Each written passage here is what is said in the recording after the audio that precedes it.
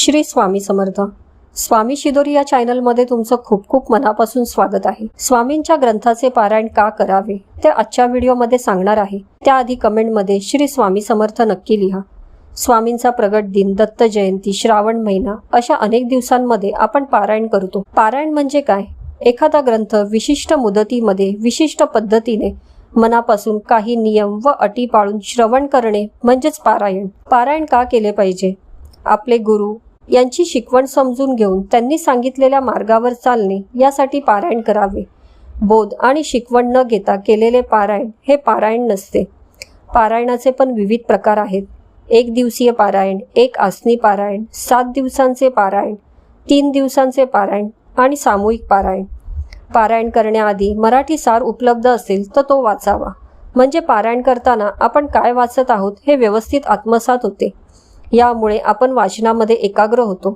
वाचत असलेले प्रसंग आपल्या डोळ्यांना अनुभवता येतात आणि आपल्याला वाचनाची गोडी वाटू लागते. नुसते बोटे फिरवणे, वाचायचं म्हणून वाचणे, पारायण करत असताना दुसऱ्याशी बोलणे हे पारायण करताना करू नये.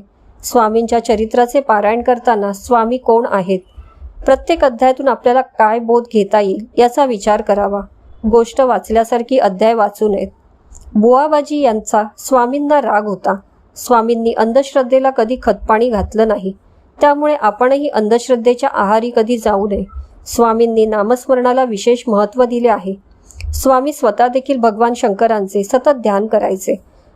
आपल्या प्रारब्धाचे भोग कमी व्हावे असं वाटत असेल तर मनुष्याने सतत नामस्मरण करावे. कधी कोणाला वाईट बोलू नये, कोणाचा अपमान करू नये. असे केल्याने आपलेच पुण्यकर्म समोरच्या व्यक्तीच्या वाटेला जात असतात. स्वामींच्या सेवेत आपले आचरण आणि वागणूक ही चांगलीच असली पाहिजे.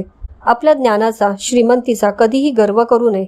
श्रद्धा आणि विश्वास हे स्वामींना त्यांच्या भक्तांकडून हवे असते.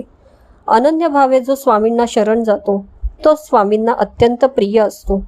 एक स्वामी भक्त कसा असावा याचे वर्णन श्री स्वामी चरित्र सारामृतातील 14व्या अध्यायात सांगितलेले आहे. स्वामी भक्तीचा प्रचार करावा, पण आपण किती मोठे स्वामी भक्त आहोत याचा गाजावाजा कधीही करू नये. करता आणि करविता स्वामीच आहेत. आजच्या धावपळीच्या जीवनात स्वामी सेवा करायला नाही जमली तर मानसपूजा करावी. ही पूजा देखील स्वामींना प्रिय आहे. स्वामींच्या चरित्राचे पारायण, चिंतन, पठण केल्यास त्या व्यक्तीचे सगळे दोष दूर होतात. पारायण फक्त स्वतःची इच्छा पूर्ण व्हावी म्हणून न करता कधीतरी स्वामींना मिळवण्याच्या इच्छेने करावे. स्वामी आपल्या भक्तांसाठी किती दयाळू, प्रेमळ होते ते त्यांच्या चरित्रातून कळते. स्वामींना ब्रह्मांड नायक का म्हटलं जातं हे त्यांच्या लीलांवरून समजतं.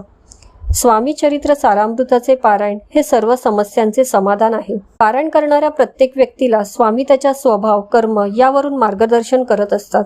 जर तुम्ही मनापासून पारायण करत असाल तर ही सेवा तुमच्याकडून वारंवार होत राहते आणि तुम्हालाही त्याची गोडी लागते. स्वामी हे भक्तवत्सल, भक्त अभिमानी होते, आहेत आणि राहतील.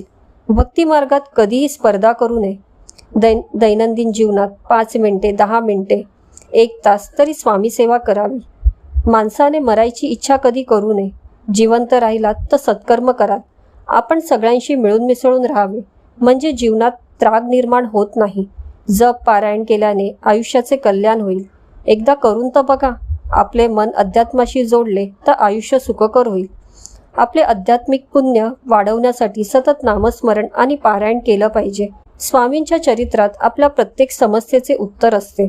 फक्त ती शोधण्याची सुदबुद्धी आपल्याला झाली पाहिजे. स्वामींचे चरित्र नुसते वाचू नका, तर ते समजून त्याच्यातून बोध घ्या. आजचा व्हिडिओ आवडला असेल आणि महत्त्वपूर्ण वाटला असेल तर लाईक, कमेंट नक्की करा. श्री स्वामी समर्थ.